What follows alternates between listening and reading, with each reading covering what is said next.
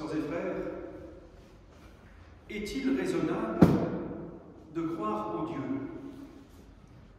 En voilà une question, me direz-vous.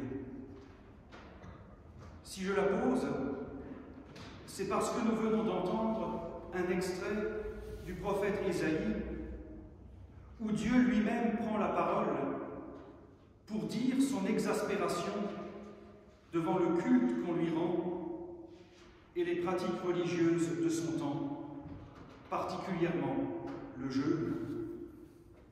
Exaspération de Dieu, parce que si les rites sont accomplis, ils le sont sans conviction, sans cœur et sans foi. Alors est-il raisonnable de croire en Dieu? À en croire les échos de notre texte, on pourrait dire oui. Ésaïe nous dit le zèle des croyants auxquels Dieu s'adresse. Ils jeûnent, se rendent au temple, accomplissent les sacrifices, suivent la loi et en attendent un bénéfice. Ils exigent de moi des jugements selon la justice, mais que nous sert de jeûner si tu ne le vois pas? De ce point de vue-là, croire en Dieu semble rationnel, puisqu'on en attend un bénéfice. À l'inverse, et vous le savez, certains diront que croire en Dieu n'a rien de rationnel, et croire qu'il existe un bonhomme barbu, omniscient, omnipotent, relèverait de la superstition, de la bêtise, voire de la folie. Je ne m'étends pas là-dessus. Alors nous voici ce matin, réunis pour prier, pour chanter, pour nous retrouver, pour partager ce temps et recevoir une parole qui nous met debout. Face à l'alternative, est-il rationnel ou non de croire en Dieu? La question nous est posée. Sommes-nous rationnels ou non? Personne de foi ou de science? Il est temps de répondre. Et à cette question, de savoir s'il est rationnel ou non de croire en Dieu, je vous répondrai qu'il s'agit d'une question complètement idiote. Nous faisons tous, à longueur de journée, tout un tas de choses qui n'ont rien de rationnel. Saluer quelqu'un n'a rien de rationnel. Aimer n'a rien de rationnel. Affirmer que les hommes naissent et demeurent libres et égaux n'est pas rationnel non plus. Et je ne parle même pas de boire un coup entre amis. La raison nous dit qu'en ce moment c'est imprudent. Et pourtant nous nous rendons compte que ça nous manque. L'être humain n'est pas une pure raison, apparue ex nihilo, indifférente à toute culture ou toute éducation.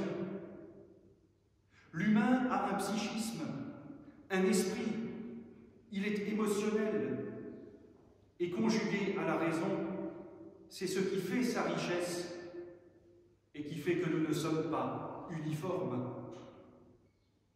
La question de savoir s'il est rationnel de croire ou non est idiote, ne serait-ce que parce que dans la pensée théologique, ce que nous appelons croire n'est pas une construction intellectuelle.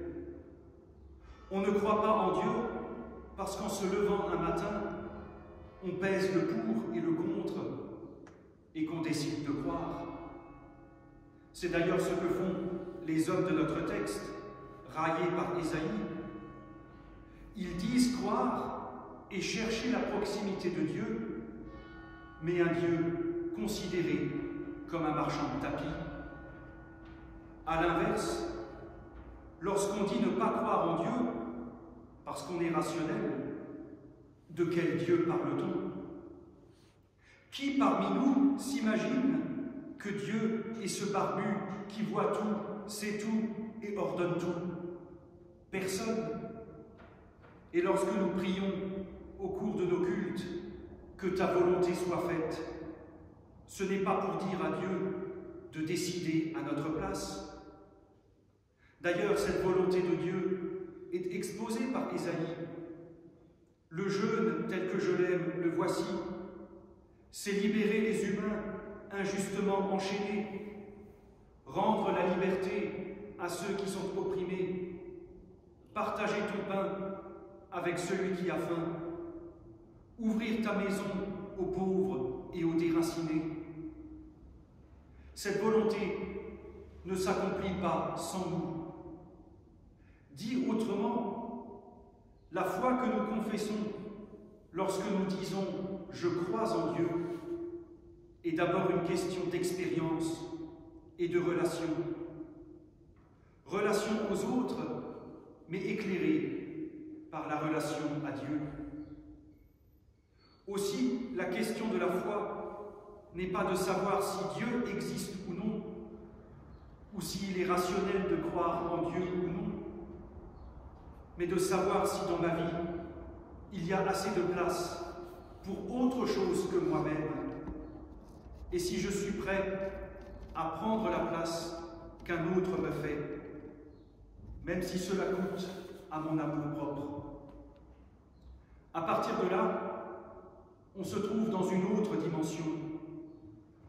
Dieu n'est plus le marchand de tapis qui nous doit le bonheur parce qu'on croit en lui, et il n'est plus non plus le prolongement de notre bras trop court, le bouche-trou de nos incompréhensions ou la projection de nos fantasmes de toute puissance.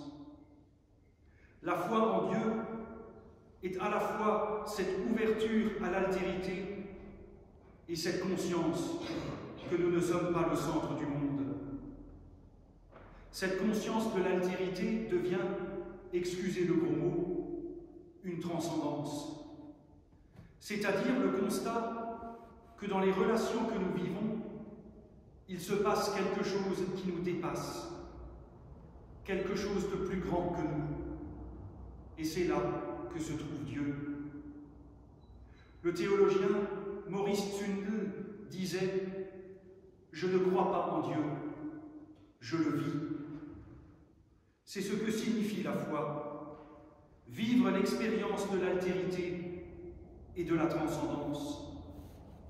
Aussi, cette foi que nous confessons, loin d'être un raisonnement stérile, est cette puissance qui transforme nos vies, qui en fait des vies habitées par autre chose que métro, boulot, dodo, télé et supermarché.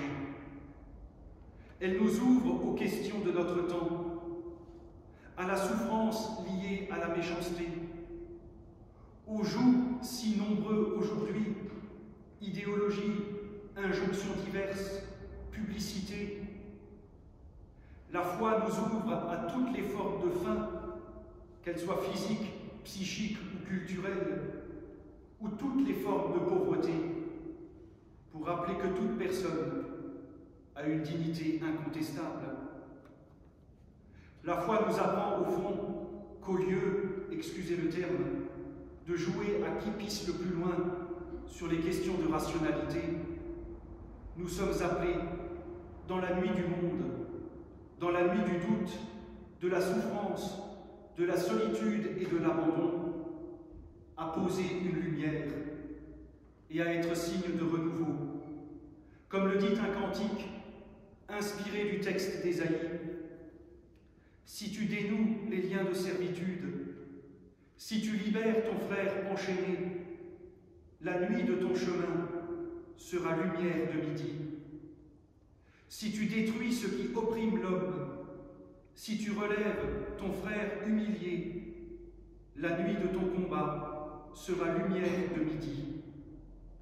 Si tu dénonces le mal qui brise l'homme, si tu soutiens ton frère abandonné, la nuit de ton appel sera lumière de midi. Si tu abats les murs entre les hommes, si tu pardonnes à ton frère ennemi, la nuit de ta passion sera lumière de midi. Alors de tes mains pourra naître une source, la source qui fera vivre la terre de demain, la source qui fera vivre la terre de Dieu. Amen.